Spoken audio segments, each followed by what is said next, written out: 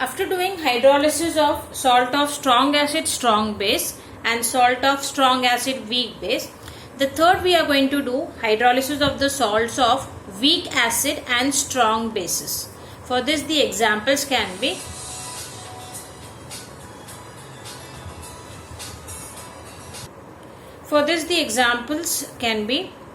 CH3COONA, that is sodium acetate, which is a salt of weak acid acetic acid and strong base sodium hydroxide. KCN, which is a salt of weak acid HCN and strong base KOH. Na2CO3, which is a salt of weak acid H2CO3 and strong base NaOH.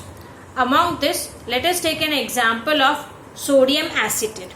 Now, as mentioned, sodium acetate is a salt of weak acid acetic acid and strong base NaOH. So, when this given salt is dissolved in water, it will dissociate completely. See the reversible arrow ki jagah pe it is irreversible arrows, as it dissociates completely to form acetate ion, that is CH3COO minus ion and H plus ions.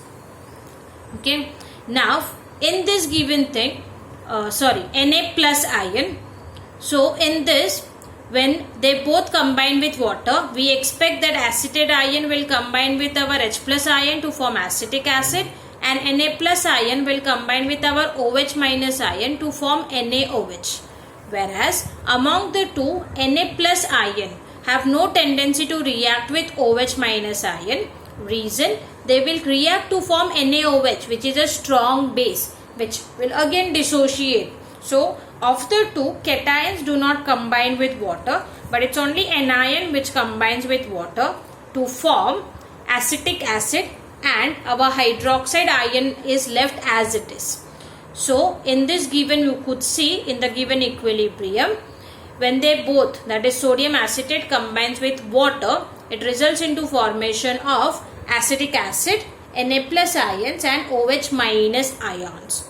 So in this given equilibrium, if I compare the concentration of hydronium ion and hydroxide ion, I could find that the concentration of hydroxide will be more than that of hydronium ion, because the hydroxide ions do not combine with our cation of the salt, and even though they combine, they are again undergoing complete dissociation, because they result into formation of a strong base NaOH.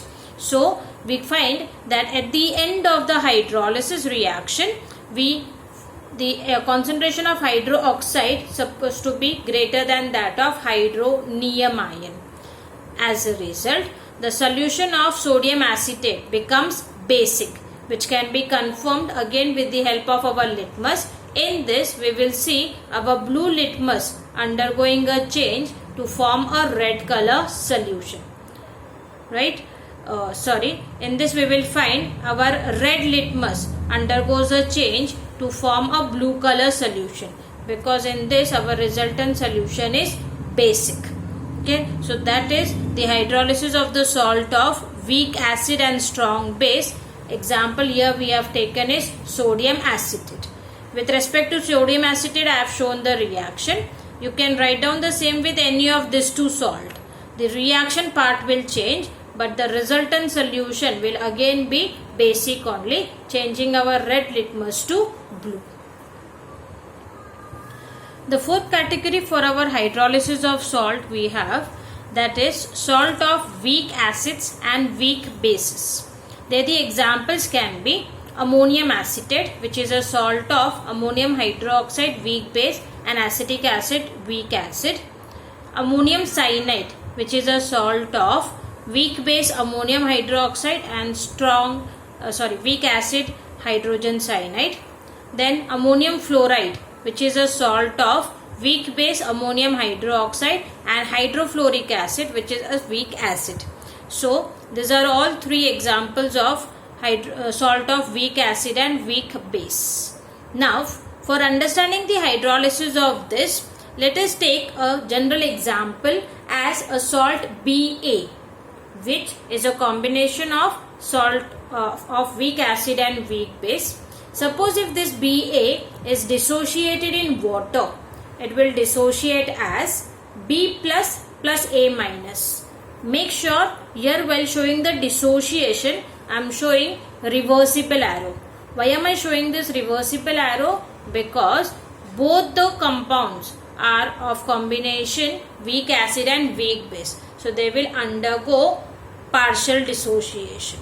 So they will dissociate as B plus plus A minus ions.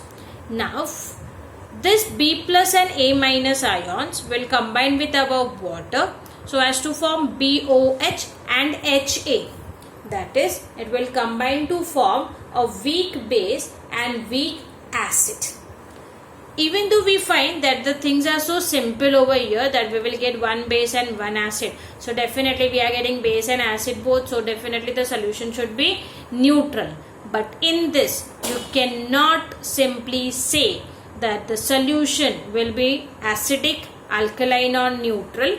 Reason, in this, depending upon the strength of our acid and base, that is the strength of our weak acid and weak base, they will combine with water so as to form respective concentration of hydronium and hydroxide ion.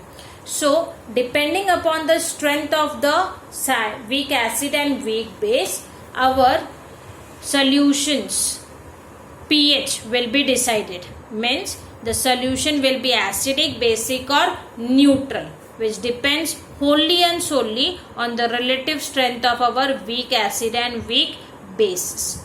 And that is the reason we have to consider here 3 examples.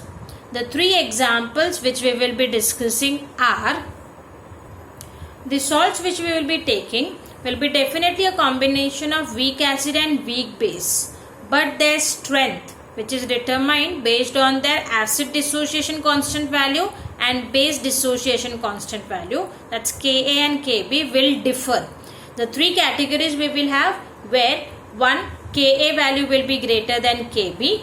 Second, we will be having a salt whose Kb value is greater than Ka, and the third salt we will have where both of their strength, that is Ka is equal to Kb. So in this, the first example where our acid dissociation constant is greater than base dissociation constant, the example is ammonium fluoride. When we say that the example is ammonium fluoride, along with the example we have to remember that it is a combination of which acid, which base, and very important, we need to know the Ka and Kb values as well.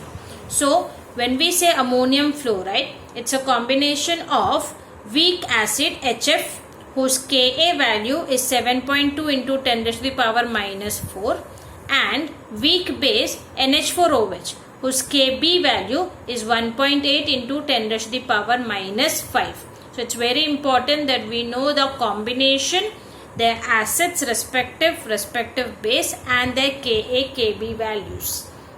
So as you compare the Ka and Kb value, you could see that the Ka value is greater than that of Kb. Now let us see how to write down the reaction and explain it. Ammonium fluoride, as it's a salt of weak acid, weak base, will undergo partial dissociation so as to form ammonium ion and fluoride ions. Now of the cations and anions, they both will combine with water so as to form respective ammonium hydroxide solution and hydrogen fluoride solution. So we expect that it forms a weak base NH4OH and weak acid is HF. Now among the two, as our Ka value is greater than that of Kb, when NH4, that is ammonium ions, combine with water, the reaction can be written as formation of ammonium hydroxide and hydronium ions. Similarly, when F minus combines with water, the product form will be hydrofluoric acid and hydroxide ions.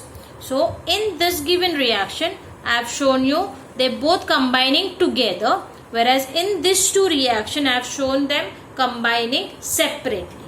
So if I compare the two equations, because the Ka value is greater than that of Kb, so in this case your HF will dissociate to the greater extent than that of ammonium hydroxide, as HF being a little stronger acid compared to that of NH4OH. Of the two, we will find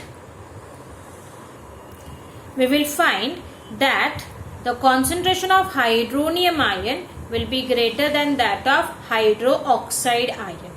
I repeat again why this will be the condition. Reason, HF being a acid of higher Ka value will dissociate to a little greater extent than that of NH4OH. So the concentration of hydronium ion will be greater than that of hydroxide ion.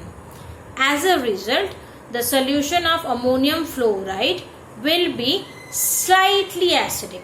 It will be not a vast change but slightly acidic, and in this also we will be seeing the change of blue litmus to red.